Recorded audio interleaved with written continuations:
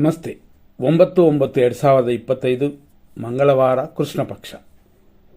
ಇವತ್ತಿನ ವಿಶೇಷಗಳನ್ನು ನೋಡೋಣ. ಸೂರ್ಯ ಮತ್ತು ಕೇತುವ ಸಂಹಾರವಿದೆ, ಯುದ್ಧ ಅಂತಾರೆ. ಬೇರೆ ಬೇರೆ ರೀತಿಯಲ್ಲಿ ಅದನ್ನು ಅನ್ನೋದು ಉಂಟು.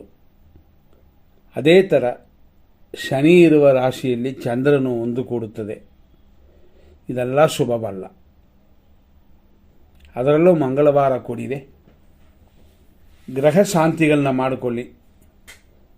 ಯಾರು ಜಾತಕದಲ್ಲಿ ಕೇತು ದೋಷ, ರಾಹು ದೋಷ ಇದೆ ಅಂತಾರೋ ಅವರು ಖಂಡಿತ ಪರಿಹಾರ ಮಾಡಿಕೊಳ್ಳಿ.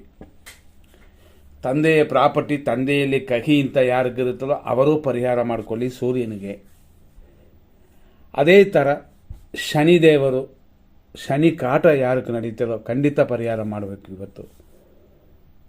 ಅದೇ ಥರ ಚಂದ್ರನಿಗೂ ಕೂಡ ಪರಿಹಾರ ಮಾಡಬೇಕು. ಹಿಂಗೆ ನೋಡೋಕೆ ಹೋದರೆ 1ನೇ ತಾರೀಖಲ್ಲಿ ಹುಟ್ಟಿದವರು, 2ನೇ ತಾರೀಖು ಹುಟ್ಟಿದವರು ಮತ್ತು ಕೇತುವ ಸಂಖ್ಯೆಯಾದ 7, ಶನಿ ಸಂಖ್ಯೆಯಾದ 8ರಲ್ಲಿ ಹುಟ್ಟಿದವರು ಇವರೆಲ್ಲನೂ ಪರಿಹಾರ ಮಾಡಿಕೊಳ್ಳುವಂಥದ್ದು ಉತ್ತಮ. ಇವತ್ತಿನ ವಿಶೇಷ ಪ್ರಕಾರ ಬೇರೆ ಬೇರೆ ವಿಷಯಗಳಿಗೆ ಹೋಗೋಣ. ಏನೆಲ್ಲ ಇದೆ ದೋಷಗಳು ಅಂತಂದರೆ ಮತ್ತು ಒಳ್ಳೆಯದು ಅಂತಂದರೆ, ದ್ವಿತೀಯ ತಿಥಿ ಇದೆ, ಅದು ದೋಷವಲ್ಲ. ಉತ್ತರಾಭಾದ್ರ ನಕ್ಷತ್ರವಿದೆ, ಅದು ದೋಷವಲ್ಲ. ಉತ್ತರಾಭಾದ್ರ ನಕ್ಷತ್ರ ಸಂಜೆ 6 ಗಂಟೆ 7 ನಿಮಿಷದವರೆಗಿದೆ, ದೋಷವಿಲ್ಲ. ಆನಂತರ ಬರೋದು ರೇವತಿ ನಕ್ಷತ್ರ, ಅದು ದೋಷವಲ್ಲ. ಹಾಗಾಗಿ ಇವತ್ತಿನ ದಿನ ನಕ್ಷತ್ರ ದೋಷವಲ್ಲ, ಆದರೆ ಗ್ರಹ ದೋಷವಿದೆ. ಸೂರ್ಯ, ಕೇತು, ಶನಿ, ಚಂದ್ರನ ದೋಷಗಳಿದೆ. ಸ್ವಲ್ಪ ಜಾಸ್ತಿನೇ ಇರೋದರಿಂದ ಒಂದು ದೇವಸ್ಥಾನದಲ್ಲಿ ಹೋಮಗಳು ನಡೆದರೆ ಅದರಲ್ಲಿ ನಿಮ್ಮ ಹೆಸರು ಕೊಟ್ಟು ಮಾಡಿಸ್ಕೋಬೋದು. ಇಲ್ಲಾಂತಂದರೆ ಆಚೆನೂ ಪೂಜೆಯು ಹೋಮಗಳನ್ನು ಮಾಡ್ಕೋಬೋದು. ಈ ರೀತಿ ಇರೋದರಿಂದ ಸ್ವಲ್ಪ ಗಮನ ಕೊಡಲೇಬೇಕು. ಅಶೂನ್ಯ ಶಯನ ವ್ರತ ಅಂತ ಇವತ್ತಿನ ದಿನ. ಅದು ಅಲ್ಲದೆ ಇವತ್ತು ಬಂದಿರುವಂಥ ಉತ್ತರಾಭಾದ್ರ ನಕ್ಷತ್ರ ಮಾನುಷೀಯ ಗಣ, ರೇವತಿ ನಕ್ಷತ್ರ ದೇವಗಣ. ಬೆಳಿಗ್ಗೆ 6 ಗಂಟೆ 9 ನಿಮಿಷದಿಂದ 7 ಗಂಟೆ 6 ನಿಮಿಷದವರೆಗೂ ಈ ಉತ್ತರಾಭಾದ್ರ ನಕ್ಷತ್ರದವರ 2ನೇ ಪಾದ ನಡೀತಾ ಇದೆ.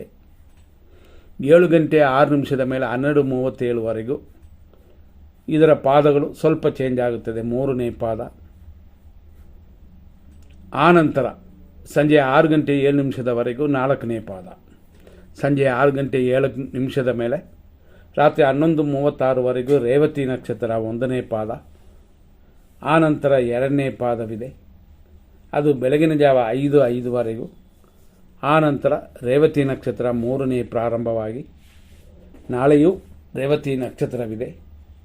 ಈ ರೀತಿಯಾಗಿ ಈ ದಿನವಿದೆ ಅಂತ ನೋಡಿದ್ವಿ. ಈಗ 100% ಶುಭ ಸಮಯ, ಅಶುಭ ಸಮಯಗಳನ್ನ ನೋಡೋಣ.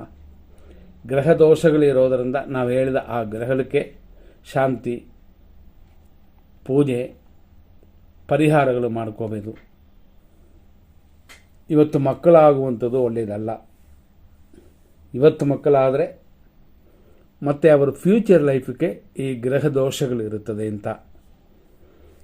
ಇವತ್ತು 100% ಇರೋದರಲ್ಲಿ ಶುಭ ಸಮಯ ಅಂತ ಕೆಲವು ವಿಷಯಗಳಿಗೆ ಮಾತ್ರ.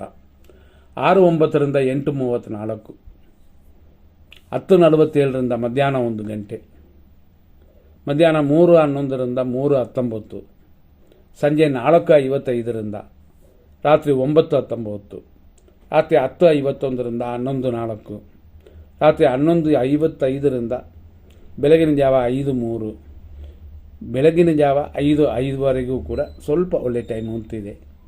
ಈ ಸಮಯಗಳನ್ನು ಉಪಯೋಗಿಸ್ಕೊಳ್ಳಿ. 100% ಕೆಟ್ಟ ಟೈಮ್ ಅಂತಂದರೆ 8:36ರಿಂದ 9:25.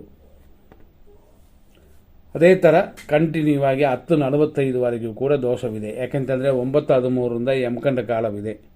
ದುರ್ಮುಹೂರ್ತದ ಒಳಗೆ ಯಮಕಂಡ ಕಾಲವು ಪ್ರಾರಂಭವಾಗುತ್ತದೆ. ಮಧ್ಯಾಹ್ನ 1 ಗಂಟೆ 2 ನಿಮಿಷದಿಂದ 3 ಗಂಟೆ 9 ನಿಮಿಷದವರೆಗೂ ಮೃತ್ಯು. ಅದೇ ಸಮಯದಲ್ಲಿ ಮಧ್ಯಾಹ್ನ 3:21ರಿಂದ ಸಂಜೆ 4:53ವರೆಗೂ ರಾಹುಕಾಲ.